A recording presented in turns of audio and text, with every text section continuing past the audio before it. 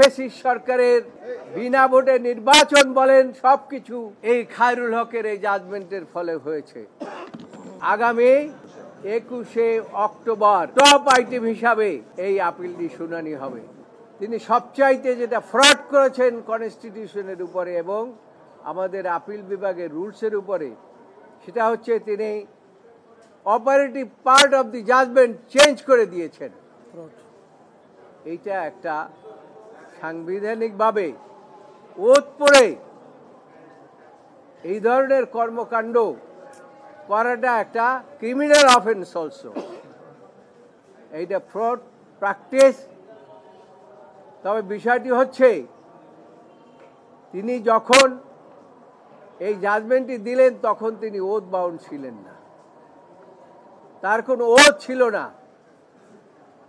আমরা সেই জন্য গতকালকেও আপনাদেরকে বলেছি, আজকেও বলি, ইট ওয়াজ ফ্রড প্র্যাকটিস আপন the constitution, upon the judiciary, upon the peoples, and destroy the democratic character of this country. This is very important.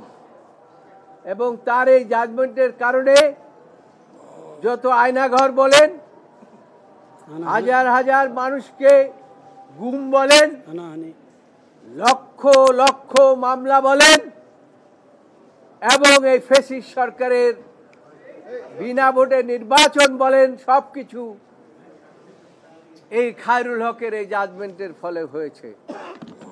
সেই কারণেই আমরা কিন্তু রাজনৈতিক উদ্দেশ্য প্রণোদিতভাবে এই জাজমেন্টটাকে রিভিউ করি নাই। আমরা দেশের কথা চিন্তা করে, দেশের মানুষের গণতন্ত্রের কথা চিন্তা করে, ভোটাধিকারের কথা চিন্তা করে, এবং তিনি যে বিচার বিভাগকে ধ্বংস করে দিয়েছেন এইটা জনগণের এবং আপনাদের মাধ্যমে জানা দরকার। সেই কারণে আমরা এই রিভিউ পিটিশনটি ফাইল করেছি এবং রিভিউ পিটিশনে আমাদের একটা টিম ওয়ার্ক হয়েছে। এই টিম ওয়ার্কে আপনারা এখানে দেখতে পাচ্ছেন সকলেই ছিলেন এবং সকলেই উপস্থিত ছিলেন। তার কারণ হলো সকলের মধ্যেই একটা অ্যাংজাইটি কাজ করেছে। বিশ্বের সর্বাধুনিক প্রযুক্তিতে প্রস্তুতকৃত Arik silver wash detergent powder 500 গ্রাম মাত্র 70 টাকা। রিমার্ক। কি অ্যাংজাইটি সেটা? সেটা হচ্ছে খায়রুল হক জেলে কেন, প্রধান বিচারপতি জেলে কেন, আপনাদের মনেও প্রশ্ন জাগতে পারে। প্রধান বিচারপতি জেলে যাওয়ার কারণ হচ্ছে তিনি শুধু বিচার বিভাগকে ধ্বংস করেন নাই, এদেশের মানুষের সমস্ত অধিকারকে ধুলায় মিশিয়ে দিয়েছেন। এবং এই যে 5ই আগস্টের বিপ্লব বলেন, এই বিপ্লব 5ই আগস্ট শুরু হয় নাই, এই বিপ্লব শুরু হয়েছে 17 বছর আগের থেকে। এবং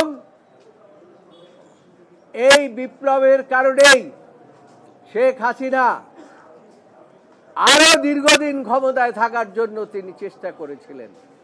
সেই চেষ্টাটা বাস্তবায়ন করার জন্য তিনি সাবেক প্রধান বিচারপতিকে দায়িত্ব দিয়েছিলেন যে বিচার বিভাগ ধ্বংস করে দেন, মানুষের অধিকার খর্ব করে দেন, এবং অ্যাকর্ডিংলি এই জাজমেন্টটা তিনি দিয়েছেন।